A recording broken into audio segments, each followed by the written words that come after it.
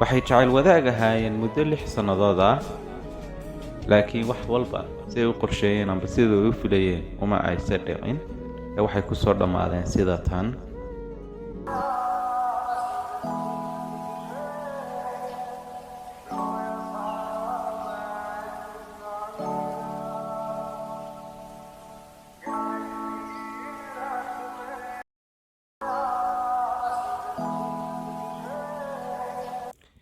kusoo dhawaada mawduuceena maanta waxaan inii wadaa qiso aad u xanuun badan runtii oo ku dhacday gabadh lagu magacaabo Rina oo u dhalatay dalka Indonesia.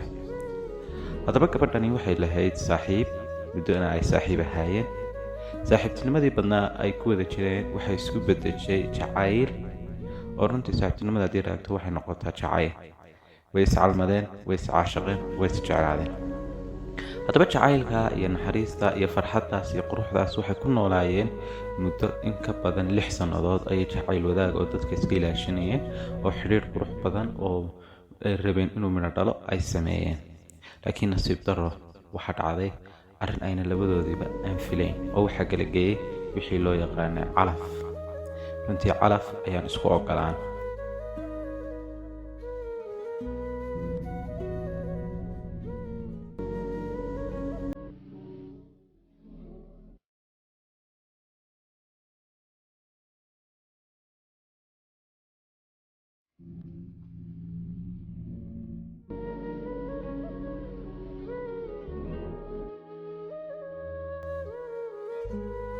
haddaba sidee ku dhacday oo calafku kala geeyey? haddaba dalka Indonesia waxaa ka jira in uu waalidku power leeyahay amba authority-ga wiilka gabadha uu dooranayo ay iyagu doori karayaan, oo micnaha dhaqanka noocaas ayaa ka jira. haddaba wiilka reerkiisii ayaa waxay u dooneen gabadh ay isku qaraaba yihiin oo may danayn amba may respect garayn xiriir wadaaga wiilkooga ku jiro amba inantuu jeclaa uu waqtiga u soo huray iyadna waqtiga u hurtay may ixtiraamin ee waxay sameeyeen waalidiintii inay gabadh la qaraabo ah ay runtii ku daraan wiilkii.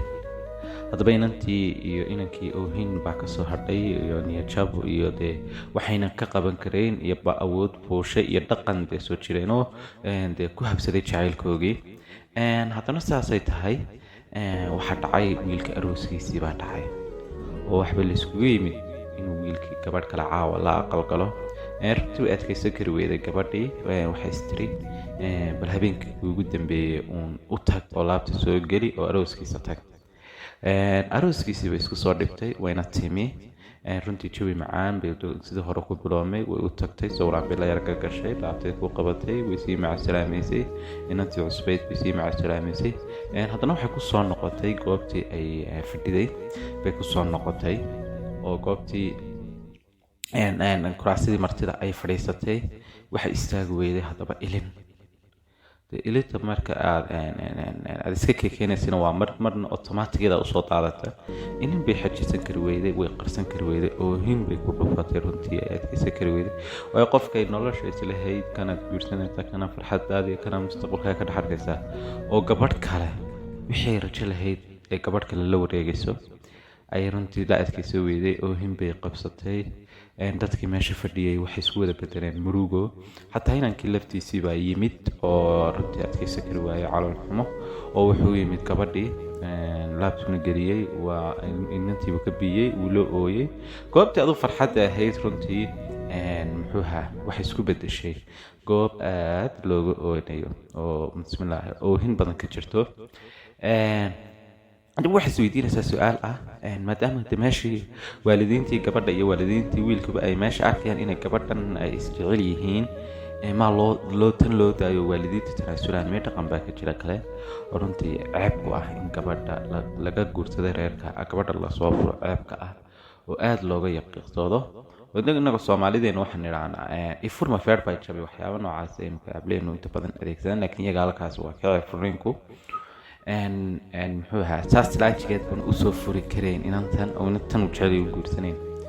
dee inaga lafteena dhaqankaasi waa inagu jira oo waxa laga yaabaa inkastay inagu yar tahay, laakiin haddana waalidku duco iyo habaar bay soo dhigaan. fartaa duco ama farta habaar in adeertaa guurto oo qurbaha ka timid adoo inan dee muddo badan la sameynaya xidhiidh ayaad halkaa ku kala tegaysaa inkastoo Soomaalidu badanka israa raacin oo ay ka dharkeen jacaylka iyo dhaawiciisa orantiista fursadda Soomaalidu haddii maanta gabadh ay ku jeclaato ina Soomaaliyeed wiilku wuxuu arkayaa fursad soo gashay oo wuxuu doona ka samaysan karayo oo sidoo doona ka samaysanayo oo waliba deynamada qaar ay u dheertay dhaqan xumo ah inay TV wax ka duubaan laakiin halka inantuna ay markuu wiil si dhab u jeclaado oo nolol mustaqbalka raba ayaduna u aragto inay isticmaasho macnaha kaashaan oo isticmaasho waxay doonto ku samayso dalxiis ku tagto wadii aad u lacagtiisa amba si walba ay ugu gumaysato caylkaas ayna goortay nagu badan laakiin kan kale ducay habaar badan ku waalidku weyn isku keedana qofku inantu la yimaado hadaba inantii hani wade